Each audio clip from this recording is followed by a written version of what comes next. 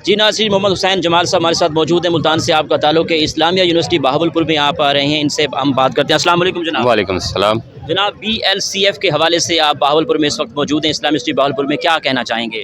बहुत उम्दा इंतज़ामात हैं और स्पेशली जिस तरीके से आप लोग क्राउड मैनेज कर रहे हैं, बच्चों की पार्टिसिपेशन एक्टिवली हो रही है और सिक्योरिटी के इंतज़ामात हैं, प्लस ये कि जो इस पूरे इवेंट का मैनेजमेंट है उस पे जो बजट वेल स्पेंट हुआ है, वो सब चीज़ें देखते हुए मुझे ये लग रहा है कि किसी भी मुल्की लेवल का एक फ़ेस्टिवल है और वेल ऑर्गेनाइज्ड है, वेल मैनेज्ड है।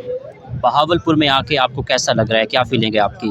भावलपुर मेरा अपना शहर है कि मैं I belong to Multan basically, so I have been there many times. अल्हम्दुलिल्लाह खूबसूरत लग रहा है, मौसम अच्छा है, मज़ा आ रहा है। जिंदाबाद। Engineer professor doctor Athar Mehboob, vice chancellor the Islamic university Bahawalpur की लीडरशिप को किस तरह देख रहे हैं?